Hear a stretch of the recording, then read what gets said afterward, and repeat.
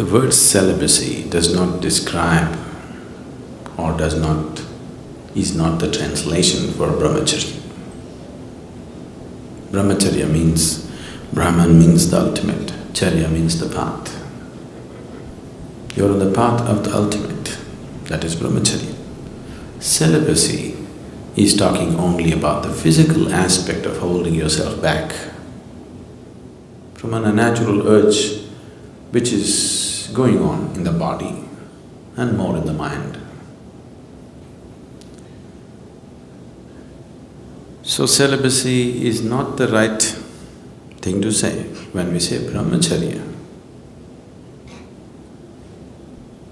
What it means is, you are working to organize your energies in such a way that your joy, your love, everything that you need is within yourself. You have enough experience in life to know that nobody, however dear they may be, is 24 hours reliable. Isn't it so? Yes? Yes or no?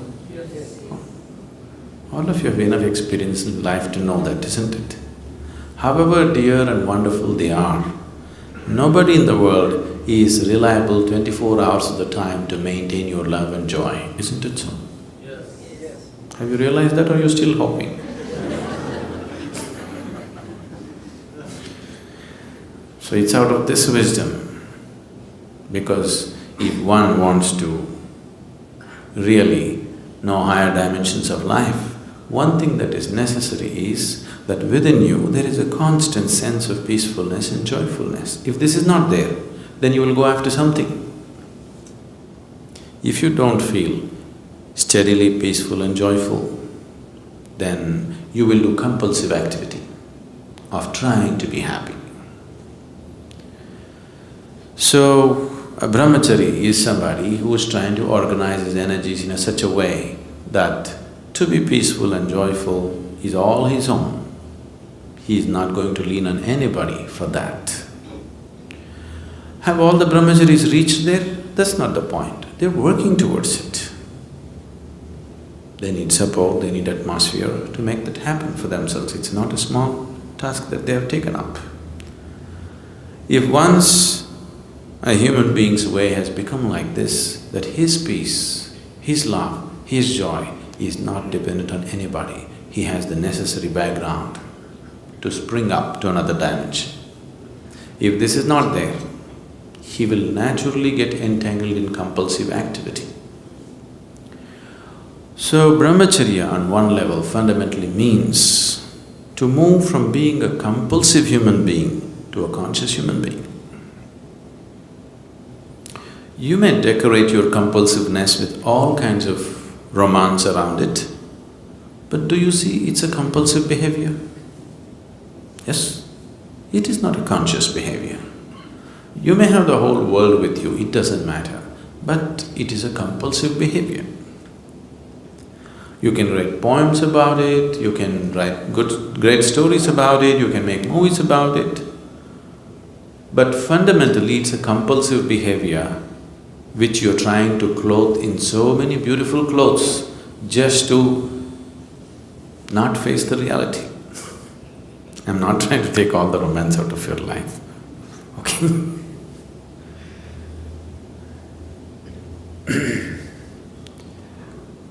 Once someone understands that if I'm involved in compulsive activity, I will never go where I want to go. Isn't it so? Yes? If one is compulsive in his life, there is no question of he having a goal to reach or attaining a certain state or whatever. Compulsiveness means a very deep sense of slavery, isn't it? So one who has realized this naturally seeks to become conscious. So it is from this understanding that we said, if you really wanting to make a journey, you should drop your compulsiveness and bring consciousness to every aspect of your life. So that is brahmacharya. Celibacy is an ugly word because without the necessary understanding nor necessary sadhana nor energy, you just trying to hold yourself back, then you will suffer. If your energies were organized in such a way that all the time you're high, really high within yourself, you won't lean on anybody for these things, isn't it? Oh, I'm not like that right now, what to do? As I told you, these things don't come unless you make some effort towards it. One can go through life with the compulsive patterns without much effort. You can allow the life to carry you on. I know right now the new age philosophy is let it flow. I don't know what they're letting flow anyway. See, being a part of life, being involved with the process of life on the surface is one thing, at the core is another thing. Nature is on two different levels. One aspect of nature knows nothing other than self-preservation and procreation. This is the surface of nature. Your own nature if you take the nature of this body, it knows only self-preservation and procreation. It doesn't know anything else. So if you go by your physical nature, naturally this is all that you will do. Survival and procreation. Eating, sleeping, reproducing, dying, that's all that will happen if you go by the ways of the body. But at the same time, there is another nature within you which is longing to expand. If you give it the whole existence, it'll gobble up and still be hungry. Yes? Do you have that or not? If you feed the whole existence to this one, it'll gobble up everything and still be hungry for more.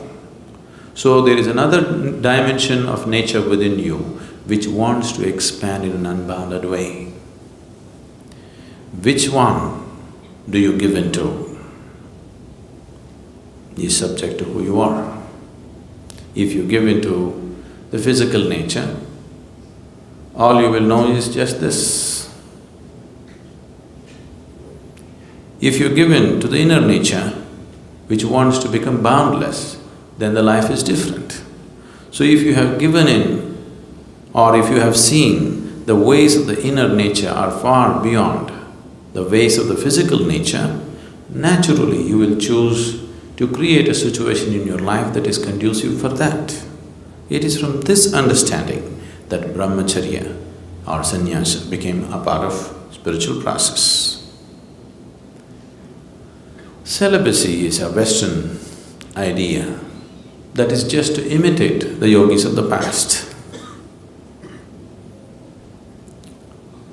All these things have been picked up at random by people. If you are not aware of this, even 6,000 to 8,000 years ago, Indian yogis traveled all over Europe and Arabia. They established many things. Even when the Phoenicians were building things in Arabia, they were setting up their empire. Even then, the Indian architects, the Indian sculptors, the Indian elephants and the Indian yogis went. That's almost 5,000 to 6,000 years ago.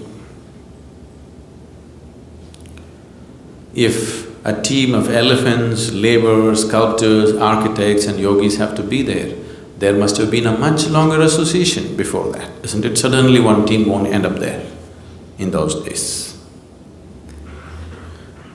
So wherever they went, they did create some awareness of what is the significance of their way of life. So people picked this up at random without the necessary understanding. That is how celibacy became a part of other cultures. What came from a very deep understanding, just the surface of it they took. That'll happen everywhere. See the yoga, right now yoga means just twisting your body, just the surface.